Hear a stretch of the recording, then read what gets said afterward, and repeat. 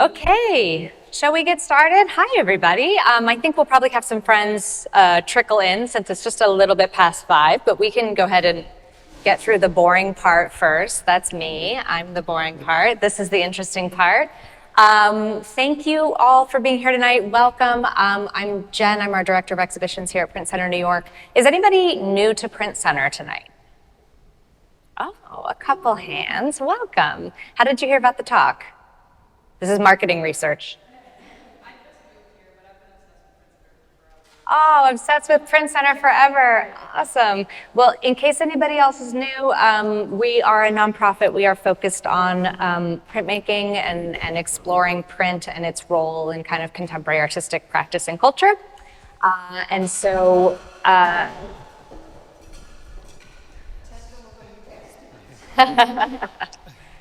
so thank you for coming out for this conversation tonight with Enrique Chagoya and Susanna V. Temkin. It's the first public program that we're hosting for this exhibition reprint, which you're seated in now in our George Schnitzer gallery. The show is on view until December 15, so if you haven't had a chance when you were kind of coming in to take a look, I really encourage you to, take a close look at what's on view here. I think the show has a lot of like little gems and kind of nice moments in it, so it really rewards close looking. So spend some time, if you haven't already, with the show. The show brings together 5 artists, including Enrique, also Cecily Brown, Glenn Brown, Mark Bradford, and Lynette Yiadom-Boakye. And broadly, the show explores how artists look at and use source material and tries to kind of think about how print has been really instrumental in the kind of in that process of kind of disseminating ideas and images, and how artists have encountered images over time, encountered ideas over time, and how they're still doing this today. In particular, we see Enrique's work here on this wall, and in that vitrine, there is a wonderful selection of kind of popular ephemera that his work draws on really specifically in his works on view. To use this gesture that he calls reverse anthropology, this way of thinking about history and culture that kind of upends these flows of information that are built on colonial structures. And so we are excited to have him here tonight. Wrong page. Drawing from his experiences living on both sides of the US-Mexico border in the late 70s and in Europe in the 90s. Enrique uses familiar pop icons to create deceptively friendly points of entry for the discussion of complex issues. He is a full professor at Stanford University, and his work can be found in tons of public collections, just to name a few: locally, Museum of Modern Art, the Metropolitan Museum of Art, and the Whitney Museum of American Art, so the big 3. We are also honored to have him here with Susanna V. Temkin, curator at Museo del Barrio, where she has played an essential role in developing the museum's triennial of Latinx art, the first of its kind in the US, correct? Amazing. So the first was Estamos Bien several years ago. The next is opening in just a couple of weeks. So thank you for taking the time out of what is, I'm sure, a very busy schedule to be here tonight. Susanna also holds a PhD from the Institute of Fine Arts at NYU. So let's get started. Please help me welcome Enrique and Susanna. Thank you. Thank you. Thanks again. Okay, so I should start because I have a lot of images to show you, and I'm going to start with the influences I have as a child from my dad. He was an artist who never made a living as an artist. He ended up working for the central bank in Mexico City, and that was the mint. That's where they print the money. And my dad had a very interesting job there. He had to catch forgers, con artists who were doing forgeries of money bills from many countries. So his office, he took me to his office when I was 10 years old or so. It was a museum of forgeries, and it was amazing because there were dollar bills next to the metal plate that printed the dollar bill. There were Mexican pesos with a plate next to it. There were bolivars, I think from Venezuela. There were francs at the time, before the euro. There were francs from France, and so on, all around his office. And he had the tools as well. Some people were making engravings, not with an etching needle, but with a needle coming out of an agave, from the tip of an agave. And they have the tool, the plate, and the money bill. So when I went to study printmaking, eventually, I wanted to do forgeries myself. in case I didn't make a living as an artist, maybe as a con artist. But I'm gonna start.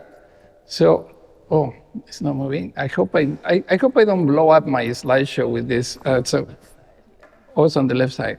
Okay, the left side. Anyway, so I'm gonna start kind of backwards. This is more or less recent. This is my design for a dollar, and I changed the words. So it's federal bailout note. That was done after the last recession, when it was in 2008. So this bill was done in 2009. I made in Oakland in a place called Magnolia Editions. So we use an old dollar bill, so you could see all the scratches and everything. We scanned the dollar. Then I decided to make Washington underwater with dead fish. I don't know if you could still see. Yeah, you can see it. And it's hard to read from far away, but on the left, the numbers on the bottom is the public debt. At the time, there were only $11 trillion. I think today is like at least triple, if not quadruple. And then on the top, how much per household we owe, $60,000. That was back in 2009. That's when I did this bill. Instead of $1, we put one recession, and I'm gonna show you the next one. So we decided to have something updated. So an instant update for the national debt in $1 trillion. So like in a year or so, it went from 11 to $13 trillion on the left. And on the top is per individual, per person, 43,000 something.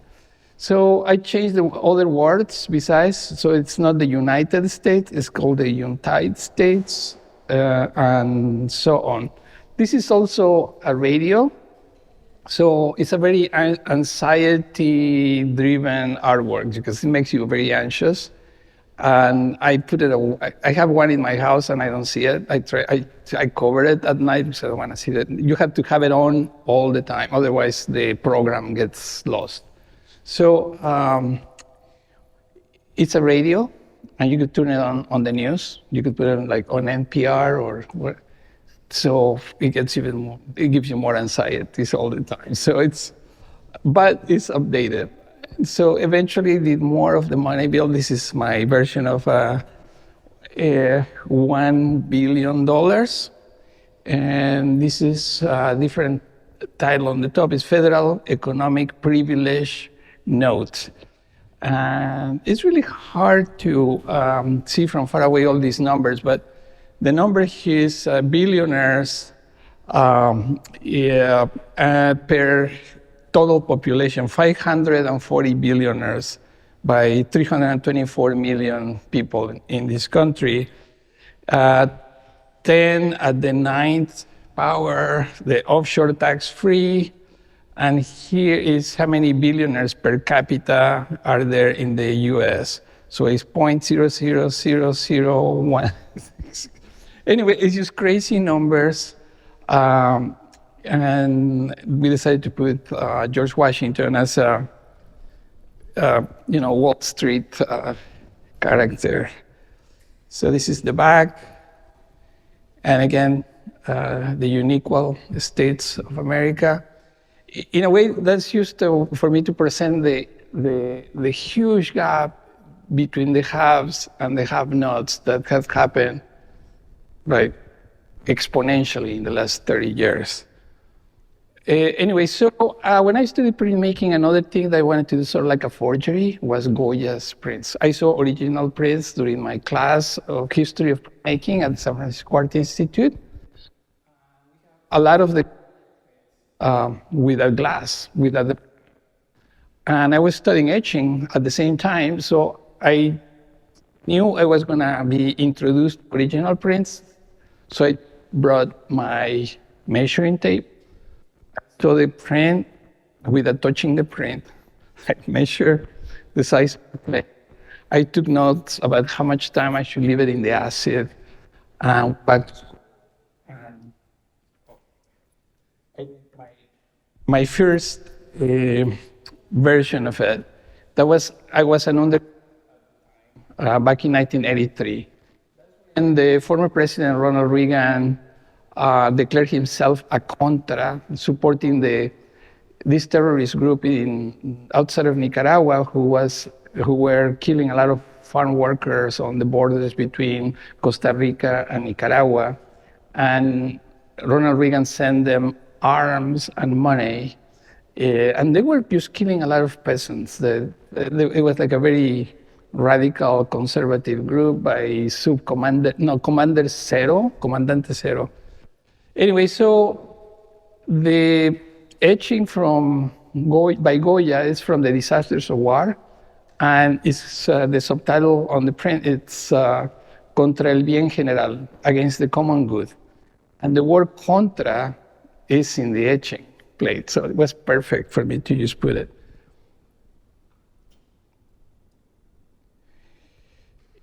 Other sources of my imagery are gas masks like this one by Disney. He designed that in 1942. So I decided to do another etching by Goya a few years later when I was in grad school at Berkeley with a gas mask. And this is like a yin and yang for me. I don't know if you ever go to Disney World and say, welcome to the happiest place on earth. And to me, the contrast with that is war. Any war for me is the happiest place on earth. So that contrast between those two elements, I decided to put it on this print. I hope the echo is not too bad here. I hope you could hear me okay. There's a lot of echo. Anyway, I decided to make a self-portrait. This is not me. But as a disclaimer, because I'm not as good as Goya. So I decided to play with the idea. I decided to make my own self-portrait as Goya and say, grande el sombrero, the hat is too big for me. That made me feel a little more comfortable because sometimes people put actually the Goya prints next to mine and I feel very intimidated.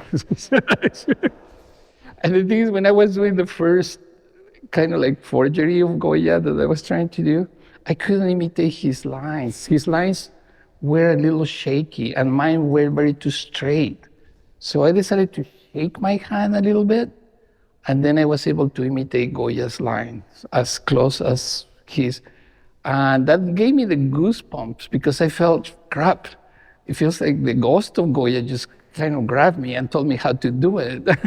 But I assume he had a shaky hand when he was doing his etchings because he suffered some illness that almost killed him, and I don't think it's clear what exactly he had, but that might have given him a shaky hand. So I decided to try that. So if you ever try to draw something just like Goya, try to shake your hand.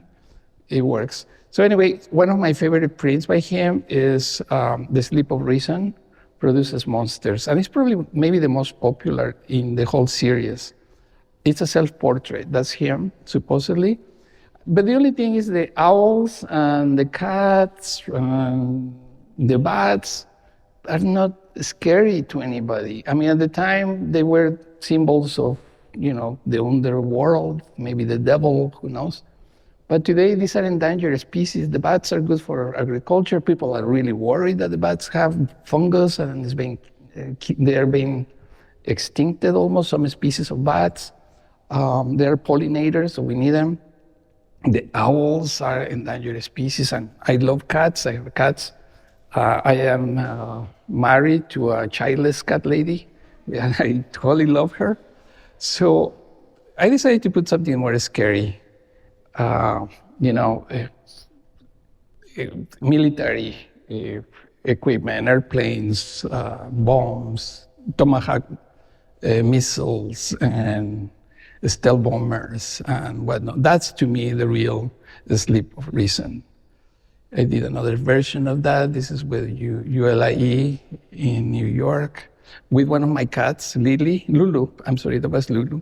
She was a little devil, a really funny cat, and so on. This is one of my latest. I did that at Rutgers a couple of years ago with Barbara Manson. And I put like a little KKK character on the bottom. It's like a little duck.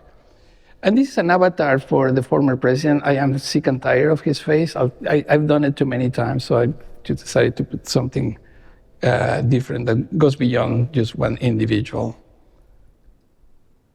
I did one from another president before, former President Obama. And it was a benefit, actually, for the Print Center. I wonder if they still have them, but you still could get this one, and you will help this place. I've been appropriating George Cruikshank also, the headache from 1819, so I did another version of that, and so on. So I'm gonna move a little faster, because there's a lot of images.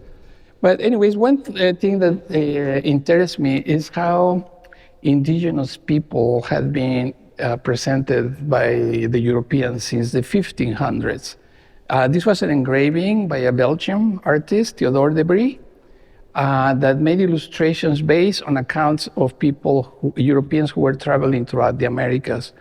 And one of the things Europeans had when they came to the Americas was the concept that comes from the Greeks, where you divide civilization versus barbarism. That something was born with the Greeks. Eventually, Europe translated that between their colonies and Europe. Europe was the civilizing force. The colonies were the barbarians. That happened in the Americas. So this is the way the Brie represented indigenous women from the Amazons in Brazil. They were cannibals, and according to the text on the bottom, originally in Spanish, the babies were eating the brains, and the women were eating the intestines, the tripe. So I decided to make my version of this, and this is what I call reverse anthropology. I decided to play the savage then, because to me that's a stereotype, the stereotype of the barbarian. So I decided to make them going crazy in a way. So this is a print I did. It's an engraving. The President's Xenophobic Nightmare in a Foreign Language.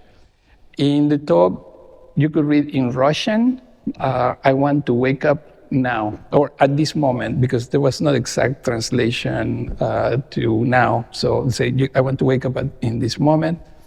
So I put all the stereotypes I could think of for the babies.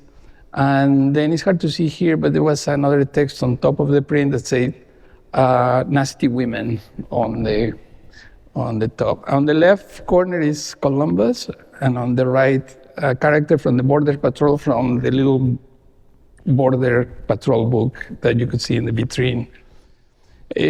Anyway, so this is the kind of representations most Europeans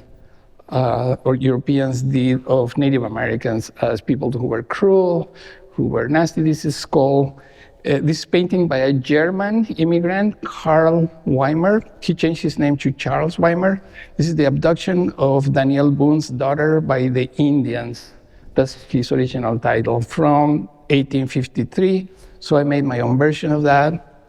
So this one is called Encounter at the Border of Language. It's a color lithograph. And actually, this might be exhibited at the National Academy of Design in their next exhibition. They have it there. Anyway, so I decided to do this series. I changed the word Campbell's for cannibals. And this one is called Anthropologies with Noodles. All of them have a recipe on the back of the label. And this one is an advice how to mix the Anthropologies with Noodles with your favorite sandwich. And it's a great meal, fun to eat. And I made the whole set with artists, brains with rice, cream of dealer, art historian alphabet, fundraisers adobo, museum director stripe, models meat, anthropologists with noodles, collectors broad soup, curators liver soup, and critics tongue soup. So you could pick your favorite one. So anyway, so I found this book about 25 years ago in an antique store in Arizona. I was just making prints there. It's like for a museum of colonialism. It has a lot of stereotypes of Mexicans, like this one, where Mexicans are, of course, always represented with a sombrero. And again, is the savage, the one that is threatened civilization. And I decided to just put it all together, like for this lithograph, an illegal aliens guide to somewhere over the rainbow. And that was the original drawing I did for the lithograph that ended up here. So this one is something you could see more together. This is a version of global warming. The country size is based on the amount of CO2 that is produced per capita per country. So the countries where people make more CO2 are bigger in the map, and the countries that produce less CO2 are smaller. So Latin America looks really small compared to the US, Canada looks smaller compared to the US, and so on. Although it has also pollution in terms of political pollution, different kinds of social pollution, and you could see people with this, like this Muslim man with a gun, and it has different ways to interpret. The print doesn't have a single narrative. You could play with it. Anyway, so I don't know how I could go back to this. There's a way to go back to the previous slide. Let's see. Oh, great. Good. Thank you. I'm going to start with this anonymous indigenous. This is an Aztec indigenous artist, anonymous, who made a drawing about the destruction of Pre-Columbian books. There was the biggest library in Mexico, the biggest library in the continent of Pre-Columbian books that was destroyed in 1521 during the conquest of Mexico City. The books in that library were like thousands of them, divided in different subjects: mythology, medicinal, astrology, history, things that happen every year, every century of 52 years, every double century of 104 years, and so on. That information disappeared. There is one possible single Aztec, this is pre-Columbian books, that is in the Biblioteca Nacional, the Codex Borbonicus. Anyway, so here you could see a little character on the right. I should just point it out here, with an accordion book. So that means this kind of books, but being folded down. And they are just burning all of those books. At the time of the burning of the library, there was a mass suicide of indigenous people that neither the priest or the soldiers could stop. When I read about the story, I felt there was not many codices that survived, so I decided to start working on them. I happened to collect facsimiles that are very accurate to the original. So this is one I have in my collection, is the Codex Madrid, which is what I use to do my version of the Codex Madrid there. And this is one of 4 Mayan books that survived the fire of the Conquista. There's another book, and that's this one is in the Bibliothèque Nationale in Paris. And this is a catechism painted by indigenous artists anonymous. I don't even know who they are. And I made my version of that catechism here. I could talk about my experience with the Bibliothèque Nationale when I was living in Paris. I wanted to see it. They didn't let me see it because they say a Mexican stole indigenous manuscripts from the bibliothèque. I told them, search me. I didn't do it. And they did not even smile. They were like, so I ended up just making, they only let me see microfilm. So I make drawings from the microfilm into my sketchbook. So I end up just getting all the religious imagery out and put some of my own with it. But this is what I end up doing at the bibliothèque. They are codices testerianos, that's how they are known. So I made several of those that ended up in Codex Itreville. The Codex Itreville is liberty backwards. So if you read all the words in this book, read them from right to left. Some of them are in Spanish, some of them are in English. So you could have fun reading it later. So other sources are really another, that's for a museum of colonialism. The book of Razas Humanas, and all of these characters end up in different prints of mine. The descriptions of European characters are usually really positive. Of people from all the rest of the world are like always like the exotic and weird. So I decided to make a self-portrait as my own DNA. So I am like 51% Native American, 38% Iberian, probably Basque. The other 11%, I am Jewish, Ashkenazi, I'm Arabic as well. I am Northern African, Southern Asian, Eastern Asian, and a tiny bit of Northern European. So I decided to make myself as my DNA in this one. So I felt like if all these people from my different DNA get along in my blood, I wonder why in the world people don't get along with each other. It's one of the things. Anyways, this Mayan girl ended up with Capitan America, blending, fighting with fascists in my codex.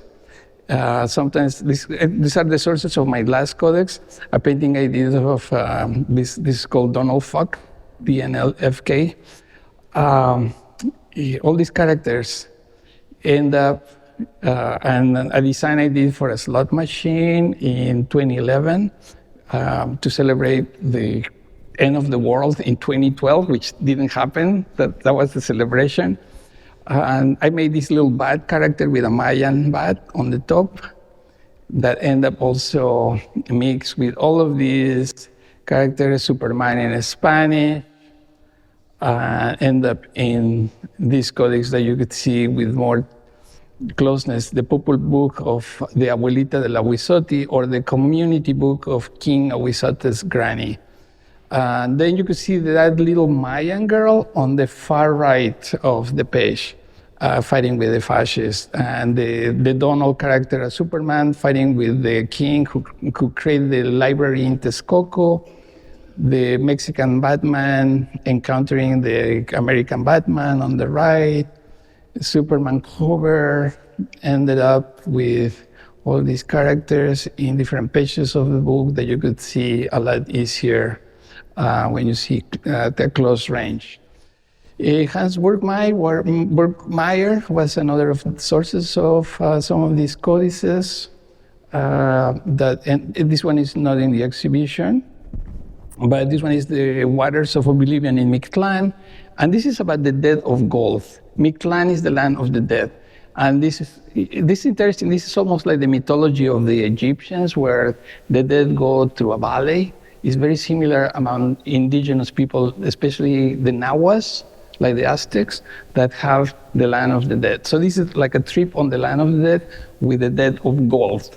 So there is a lot of gold leaf on this print with gold coins falling from the hand of this character. The stereotypes have flesh and bones. Behind that each ethnic stereotype, there is an actual human being.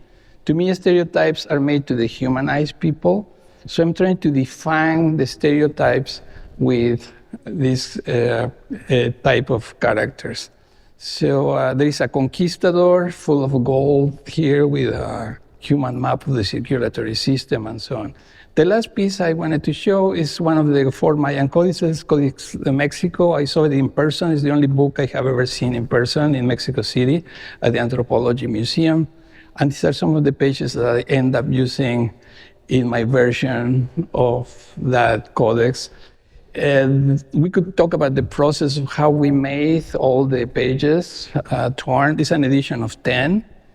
And it's like a 3-dimensional printing. It's similar to that printing in the codex. You could touch it like Braille. It's really, really thick. So the same thing with this.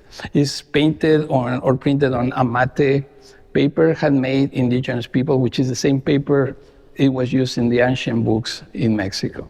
And this is the last image I have. So thank you. There was just quite a few images, but that's it. Thank you. Thank you. All right.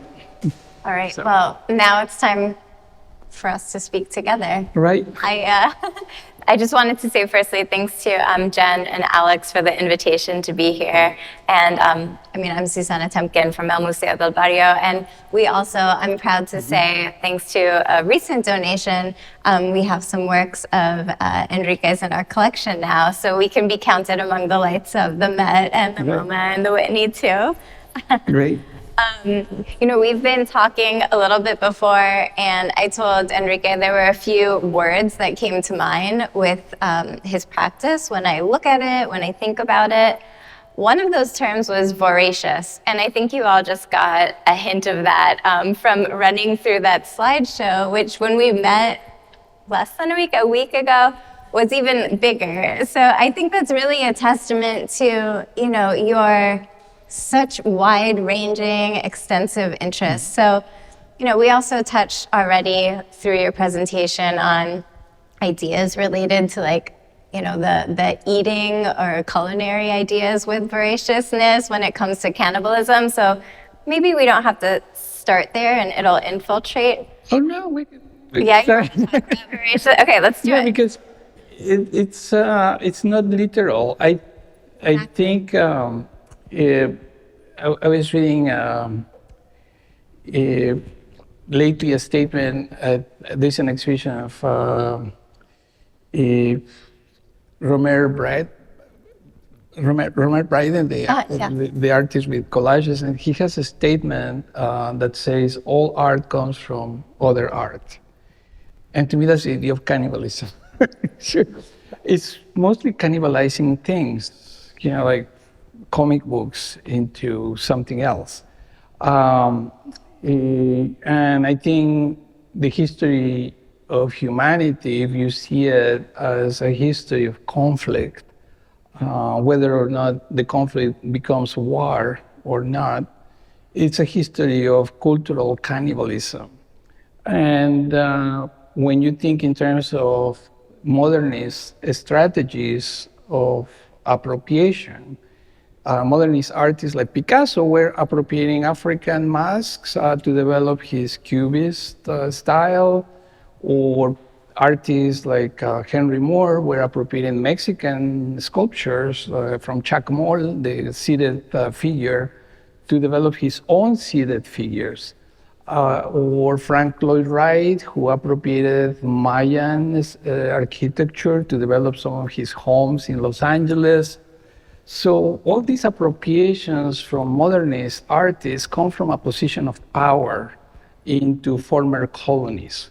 So what I'm trying to do with my work is the opposite direction. So I'm trying to, how can I say, do a fictional movie where an indigenous artist is able to appropriate European art with the same interest of European art and admiration, but maybe without understanding it completely.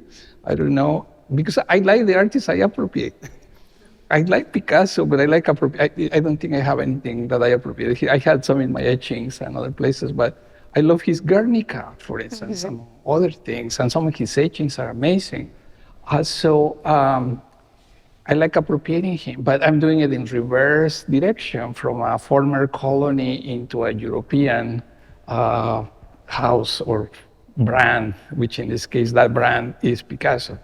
So the same thing I do with everything else. So I began to call this reverse modernism. And that's the strategies I use sometimes in my own work. I go and take into art by Mondrian, and then I put characters that are not necessarily European into Mondrian, and so on. So I didn't have a chance to show you all the things I have done for reverse modernism.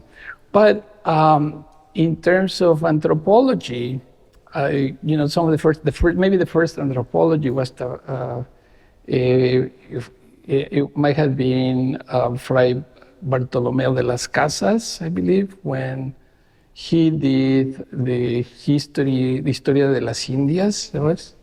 It was when they destroyed all the library of the Aztecs. They realized they didn't know anything about the people they were conquering, so they began to interview indigenous people, and they made the Codice Florentino is like 12 volumes of the history of the Aztecs. And that was probably the first anthropological study, and anthropology as the British understood the science when it first became academic. Anthropology was developed to understand the colonies better. So eventually anthropology became more progressive. Today anthropology has so many branches, it's very progressive, it's a different story, but originally it was a way to understand colonies. So from that understanding, I thought, well, let's do something like reverse anthropology. Let's try to think what will have happened if Europe had been conquered by the Aztecs. And of course there would be pyramids, but the only difference is that if you see yourself not as a cannibal or as a savage, but as a civilizing force, you go to civilize Europe, what will it be like? I mean, the only difference is like instead of cathedrals, there will be pyramids, and maybe a lot of libraries too. One of the characters I have in my codex, the King Nezahualcóyotl, is the one who developed the biggest library in the Aztec kingdom, the library of Texcoco, at the peak of the Aztec Empire. And he was a poet, he was an architect, and he was against human sacrifices. That's something that you will rarely or never hear about, not in National Geographic, rarely, not in a movie like Apocalypto, like those savage Mayans, it's like, you never hear that.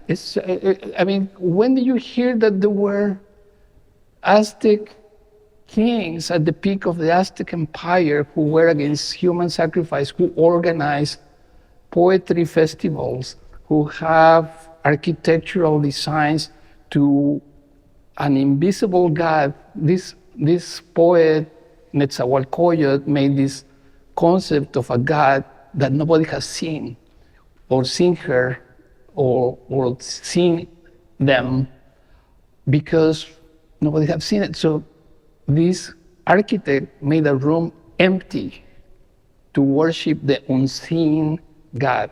That was this king. You never hear about it in National Geographic. I think, Enrique, with that too, you're pointing to like the limitations that like our Western canon has kind of created onto how we think about the Americas and other places in the world. So, you also brought up Picasso. So, in your, and Mondrian and many more people, so Goya. Do you feel like you're breaking the canon? Are you creating something completely different? I just trying to have fun. How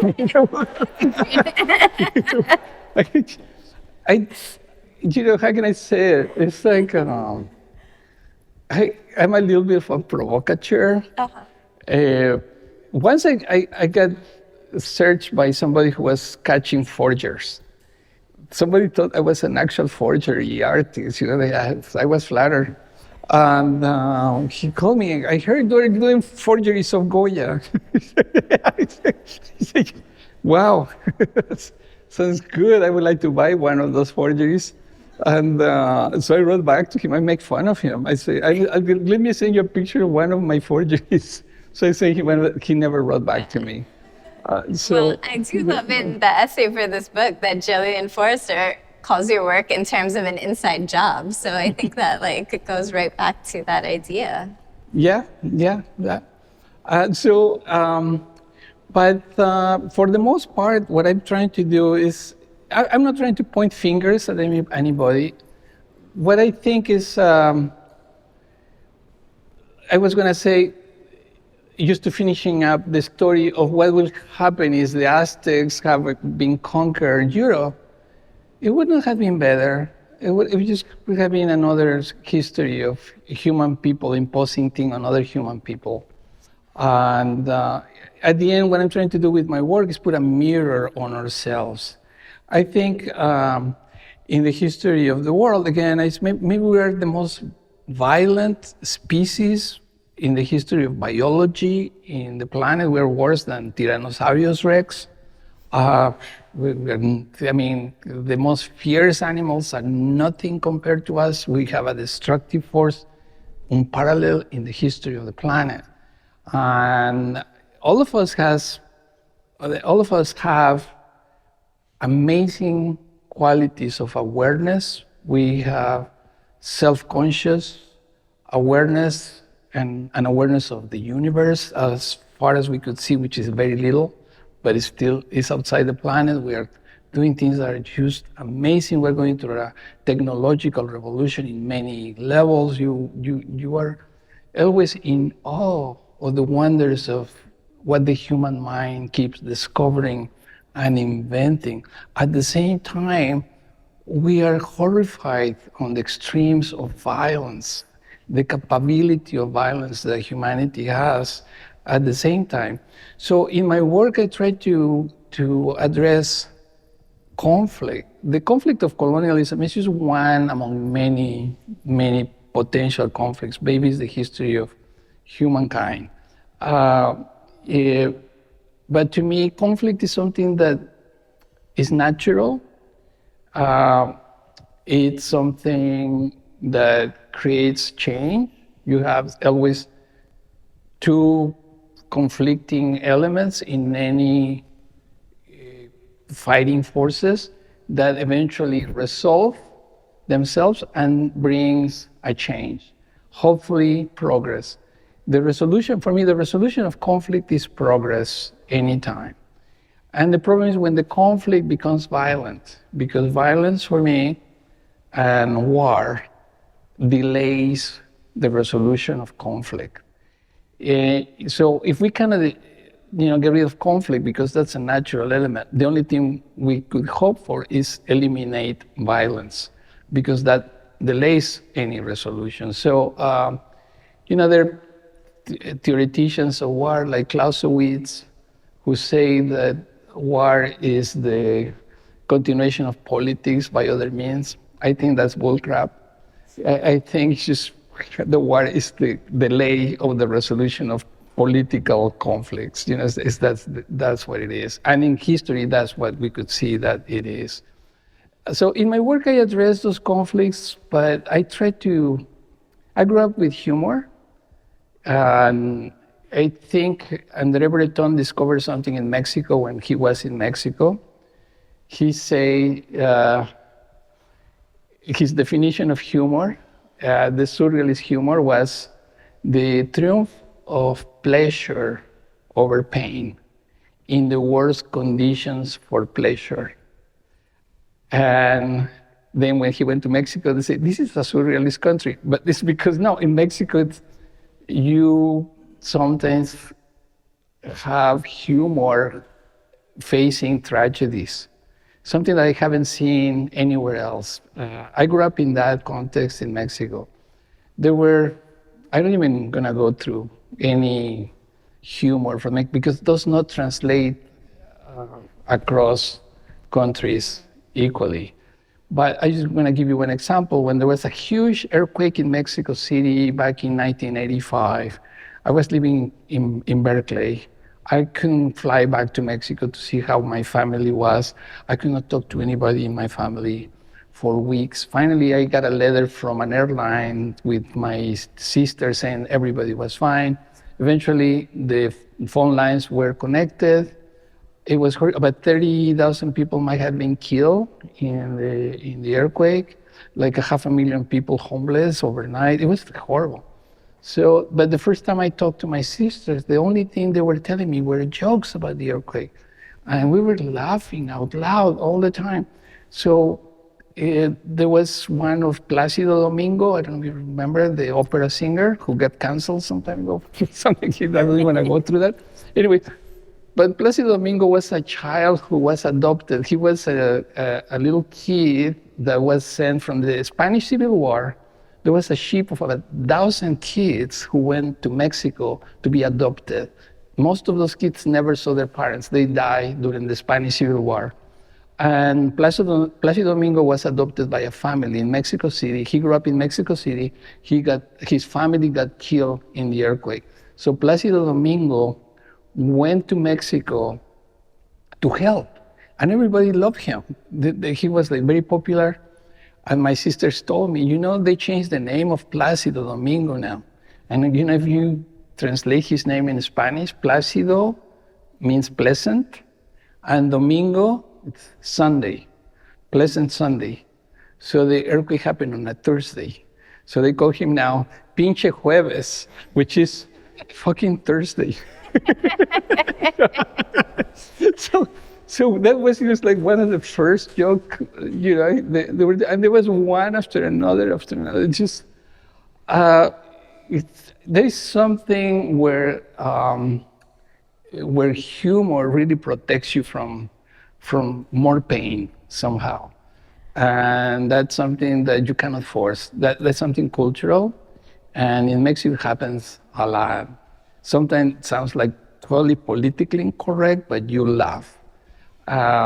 My family, the same thing. Everybody bullies everybody at the lunchtime, but everybody's laughing. And there was one time with, I'm sorry, another just little funny example. I have my brother-in-law arguing with my little 4-year-old nephew, who was uglier than the other. Well, you look like a cracker. Your face looked like a car crash. And they were just exchanging insults in the middle of the comida, the big lunch. And my little kid, at the time, little kid, nephew, told my brother-in-law, well, you look like a painting of my uncle Enrique. And everybody laughed. And but that's the thing. If you could say something nasty against somebody in Mexico, but if you are not funny, you are a horrible person. But if you make somebody laugh, you won. Well, they kill presidents with a joke in Mexico. It's just like anything. So I grew up in that context. So when I make art, I start to make myself laugh. And if I think of something that makes myself laugh a little bit, I do it. So when I use the word illegal alien, I know that it's a horrible term, but I want to make them look like intellectuals too. Like, you know, I have Illegal Aliens Guide to Critical Theory. That's the theory what titles one of my paintings. Or Enlightened Savage, that's the title of my cans.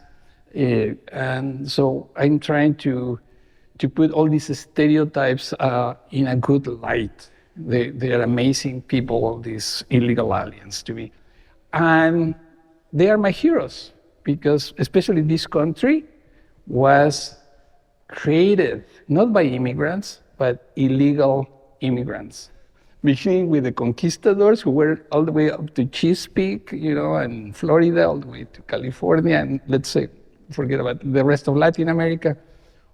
But they didn't have passports. The same, the Pilgrims. They didn't have passports. They acted against the law of the land of hundreds of Native American nations. And this country was created from that. And many countries, most countries of Latin America, the same thing. So we came from a inheritance of illegal alienness. So I try to define the nastiness of these terms. So you asked me only one question. That's okay. Well, and I know we want to leave room for audience questions, but I do have many more things to ask you. But I mean, you just shared a lot about your biography, so I think that lends to one of the questions that I had for you, which is that, you know, in addition to all of these sources that you've walked us through with today, clearly you are also a source for yourself, and then we see that visually in your self-portraits that you include. So I wanted to talk to you a little bit more about how your own inclusion of your physical appearance has changed, if it's changed. I'm curious if you think about your work in terms of performance at all. Well, no, not much. I mean, I'm not like Frida Kahlo, who painted herself all the time, which, you know, it was what her reality was, because she was always in pain or, you know, in all kinds of drama. And I personally, I love her work. But in my case, no, I'm not that interesting. I'm not as interesting as Frida Kahlo.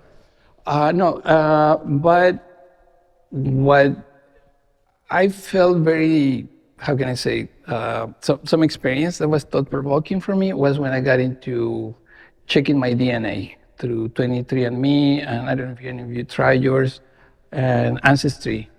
And they both match. In the beginning, they told me I was only like 38 Native American, and eventually they gave me an update. So now you are 51% Native American, and so on. And with all the ethnicities I told you, different ethnic backgrounds, that's when I felt, well, all these things are so opposite. I have Native American and Spaniard, they were killing each other in the past. Or I have Jewish Ashkenazi and Arabic. I mean, I have all these genes that could be killing each other inside my blood, but they get along. Otherwise, I will be dead. I will have like cancer or who knows. You know, it's like they get along so far, and that part made me think why people don't get along the same way outside. Because if humanity is an organism, like we have many genes that are very different inside of ourselves, let's think the whole totality of humanity is an organism. We need to get along with each other. Otherwise, we're going to kill ourselves. We're going to develop a cancer that's going to kill all of us and all the planet. So that's the part that made me think about maybe making self-portraits as a stereotype, saying there is the same person everywhere, or the same human being everywhere. Not that I am the best example of a human being either, but sometimes I make people a little upset when, you know, I'm being a Native American or African or Asian or European. I have one with blue eyes. But it's, you know, race, it's been said, it's like an academic construction. It's a social construction. We are basically the same species. It's not that we have different species. I mean, we just have different beautiful colors of skin, everybody. And that diversity makes a salad richer rather than just have the same vegetable. So I think it's the wealth of differences that makes any organism stronger. It's like when you have more of a larger population, you have better, how can I say, genes from many different experiences that help you survive, and your organism maybe gets more prepared for defenses. You have better defenses maybe. Otherwise, if you're like royalty who only marries the cousins and that's forever. I don't know how that will work. I would be surprised. I don't want to say anything negative about anybody, but I think, you get my point. I guess maybe my ancestors were very promiscuous because they were everywhere, but it's still, I think at the end, when you see the totality of the planet, we are the same species. And it's just like, I feel like it's within my genes as well. And my hope is that in my work, I only put a little mirror on ourselves. Again, I'm not trying to point fingers at anybody, because that would be pointing fingers at myself as well. So that's basically what I would have to say. There was one thing about legibility that you were asking. Yeah, I wanted to ask you about legibility because I feel like you've actually revealed so much to us and how much. I mean, right. The codex behind you is a perfect example. I remember seeing it for the first time and kind of struggling until my brain started to see how we're intended to read it from right to left. But do you like when people, do you like unveiling all of your sources to an audience like this, or do you want do you encode things for yourself? I think even revealing my sources do not give you like a reading of my work, because it's not linear. My work is not like a linear reading, and I don't have the monopoly of the meaning of the work. I have like a general narrative, a general story, which might be giving you some clues in some images, like for instance, the Mayan girl fighting with a neo-fascist character on the first page of the codex might give you a clue to read the rest of the book, which ends with the border patrol. And it's basically a trip from Columbus to the border patrol. And I use the body of Capital America in the body of that little girl, but that little girl is more powerful than the neo-fascist. So she has like this super muscle character. So I recently was asked to submit some work for something that was gonna be in Arizona in a gallery. And I made a version of that girl, but now with the colors of Captain America. So she is Capitana America. In the new painting, I put the blue, red, and white, like Captain America, on the same girl. In this one, she has the colors of the Mexican flag. That's very subliminal. Maybe I don't know how many colors. But she's like Capitana Mexico in a way. But in the new painting I did it with the actual colors of America, with the blue feathers and the blue, and she's fighting against fascists, but with the KKK symbol instead of the fascist swastika in front of the Grand Canyon. And the title of that is Encounter at the Border of Language. And I put some of these characters floating in the painting. So the last painting I did is in a way about the elections now. But it's very subliminal as well. So I'm not trying to be too, how can I put it, too preachy or too didactic. But at the end, there's a level of subliminal language in my work. And just to say something very briefly, because I don't want to talk too long, maybe some people might have questions, but the language in the ancient books from Mexico is visual and is very precise. Just like we have visual languages today that are very precise, with I'm talking about non-phonetic languages. You probably use them every day. For instance, emojis. All the emojis, I mean, you could offend people with one emoji. There is some of the like little poop emoji. So, I mean, there is all these little visual elements. They are just visual languages. They are non-phonetic. You could speak any language you could speak and you still read it. So that's how the ancient codices, indigenous codices were. They were phonetic. They were to be performed and read by a priest to a community. But for the most part, the books were visual narratives. There is actually books studying that as visual literatures. Elizabeth Hilborn is a linguist who had a book about precisely the Pre-Columbian writing from Mexican books as well as weavings in Peru. There is all these visual elements that are languages. So I learned from that and I developed my own visual narratives. So what you see there is like the words we use.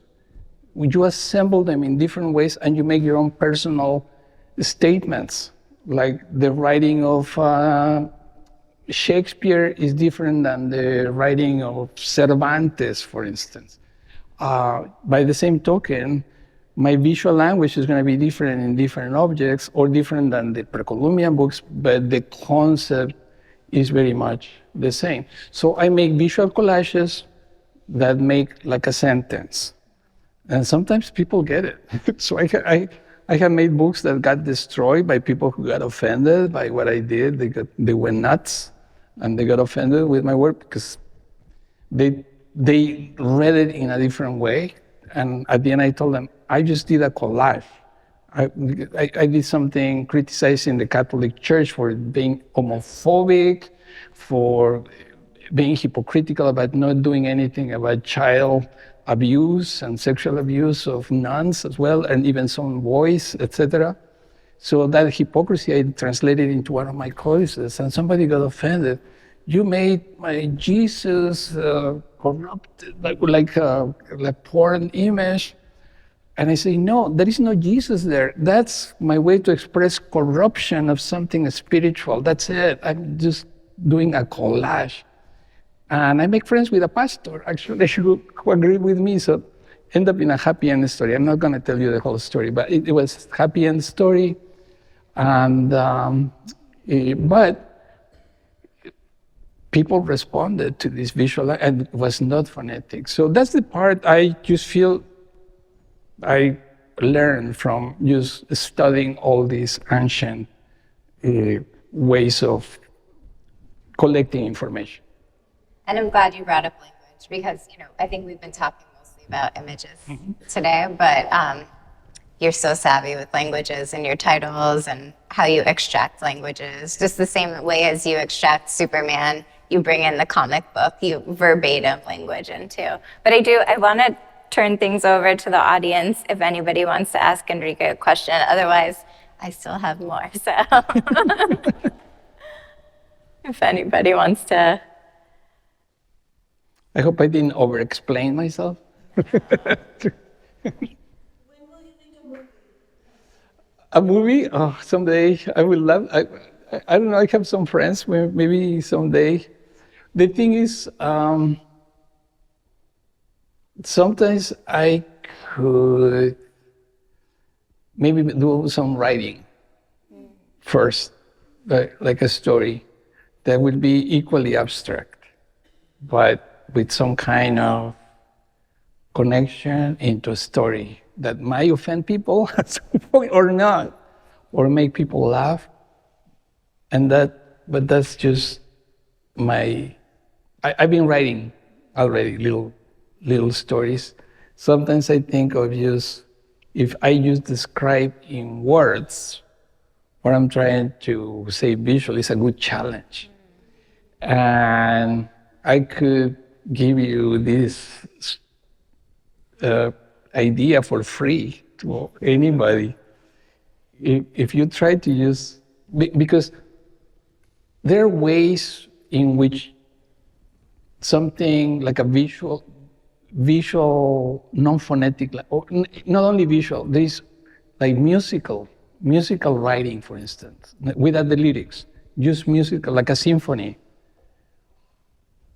Let's say, how could you describe the Fifth Symphony of Beethoven if you are saying it to somebody who had never heard it and you don't have the music next to you? you are not allowed to sing or do the tone. Just describe it and say what you feel with that symphony. That would be a short story. By the same token, I could just try to describe what is going on here, this character blowing wind next to a pyramid, whatever, just writing it, describing it. I have other ones where I have like a featherless Mexican chicken running away from the border patrol, and Batman and Robin is running behind him. That little chicken is on a bicycle and collapses on a stone, gets a concussion, ends up in the hospital with other Mexican chickens helping him, and then gets better, goes back into his bicycle and escapes away from the border patrol. That's it. So I already wrote you a little short story that might offend people or some people might find it funny, but I'm talking about a stereotype. Los pollos, sometimes they call the undocumented people in the border. So that the only thing I need to do is sit down, have some butt power, or maybe standing up and write something. But yeah, but thank you for your question. Eventually, maybe we could translate that into some kind of surrealist movie, Yeah, but totally. I don't know.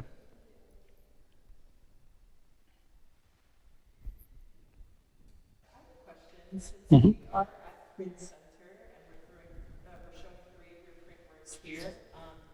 You're a prolific printmaker, and you've worked with the medium for many years. I'm wondering, what does the medium offer that other media doesn't offer? Why is it something that you continue to return to? Of course, you mentioned your father working, that influences your work as well, but I'm wondering if you can speak more to that. The textures, I think a lot of the texture you see on an engraving, on an etching, lithograph, are really hard to make from just a drawing. I mean, you could try it, but it takes you forever.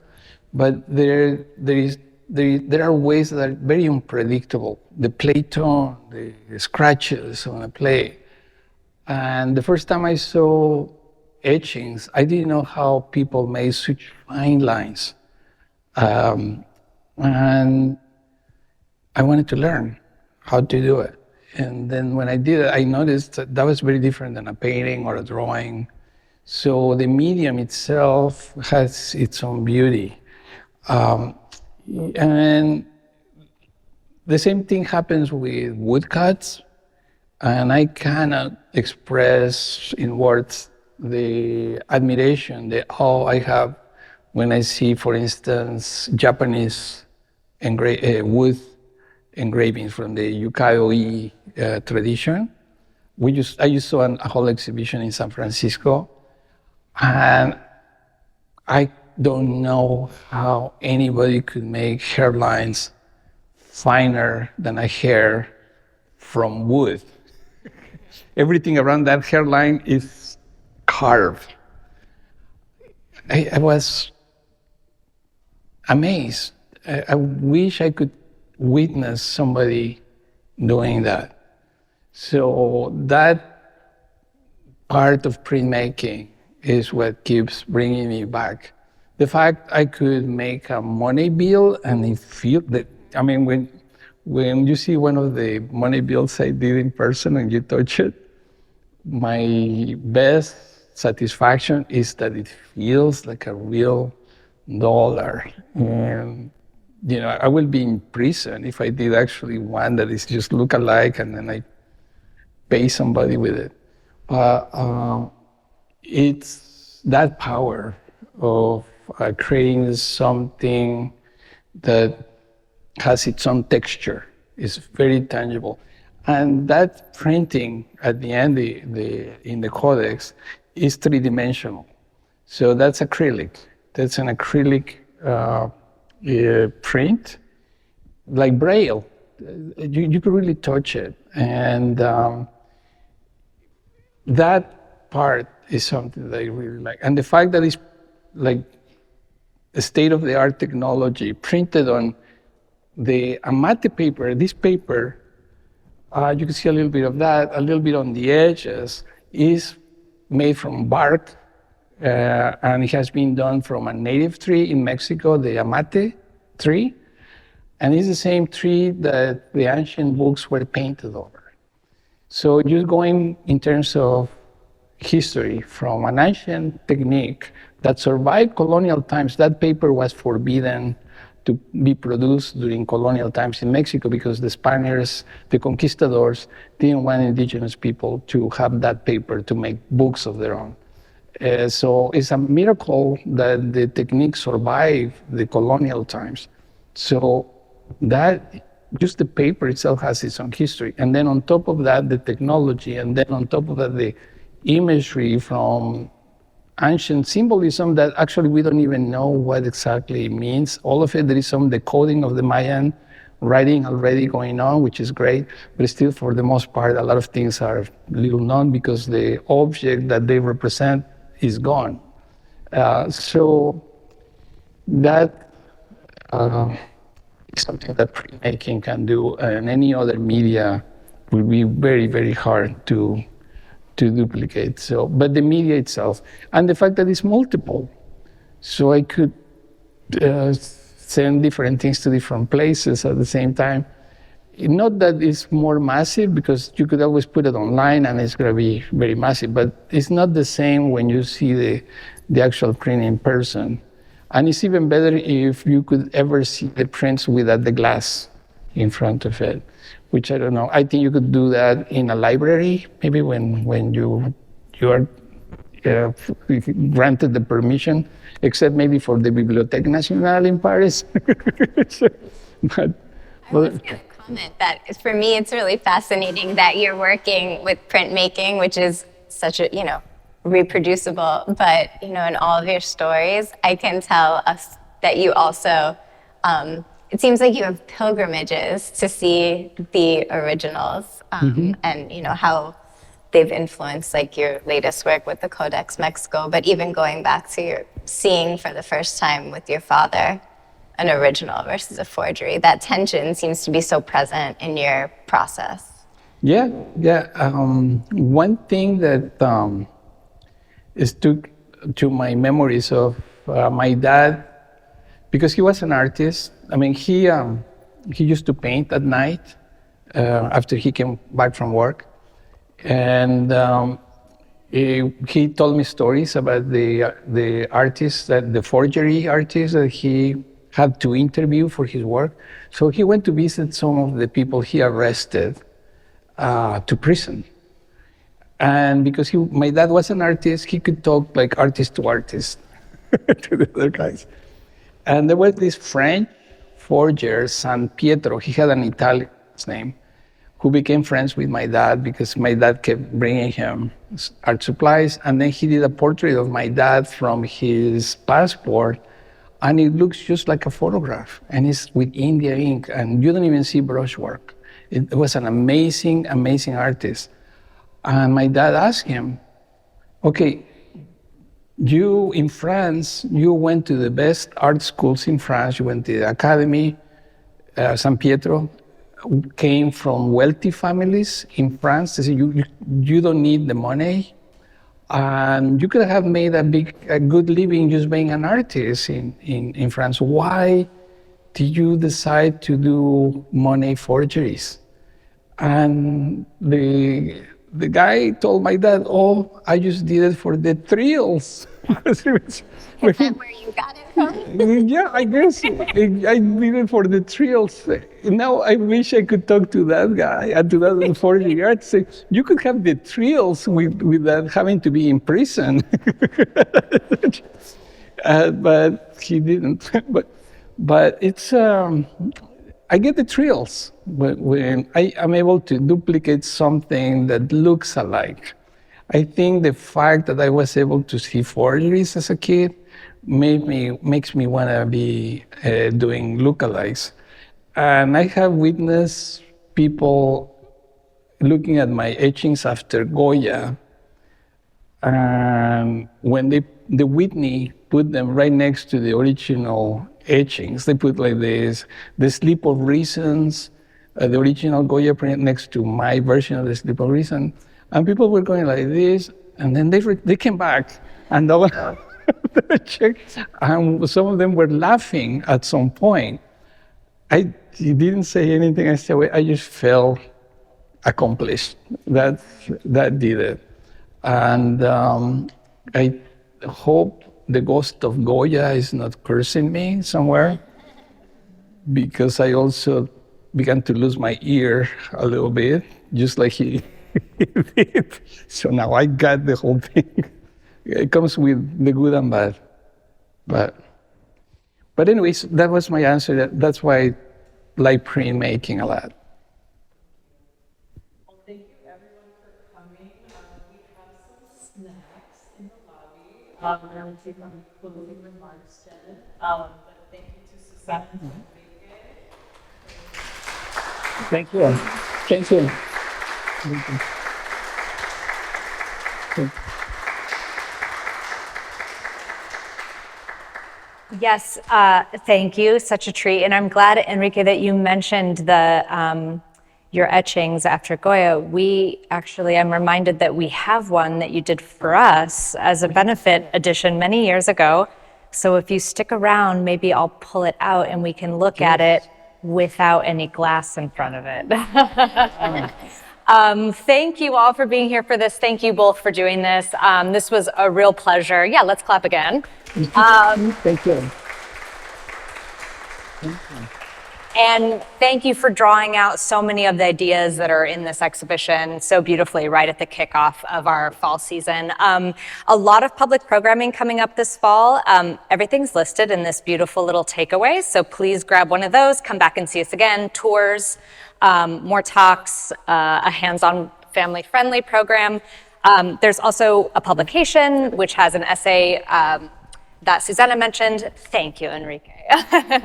An essay that Susanna mentioned by Jillian Forrester, so you can pick that up in the lobby if that's interesting to you. And the show is on view until December 14. If you are new to Print Center and you want more information, come find me or some of my staff. And I have to thank Alex, who coordinated all of tonight's program. I got to thank Taya, who put all the hospitality together. There's great snacks. Please stay for those. My friend Alexa, who's working tonight, as well as my friends Itzel and Felipe, who are doing tech. For making it such a successful event. And also, I just want to say thank you to the Print Center for putting me in the company of my favorite artists here. Seriously, I use some of these in my classes. Lynette's etchings, I show them to my students. I never seen Mark's etchings, amazing. Not to mention Cecily Brown, everybody. It's just Glenn Brown. I'm just Lucian Freud sources. Yeah. I'm flattered to be in this company. Well, we're flattered to have you with us. It's a great show. Thank you so much. Thank you. Thank you.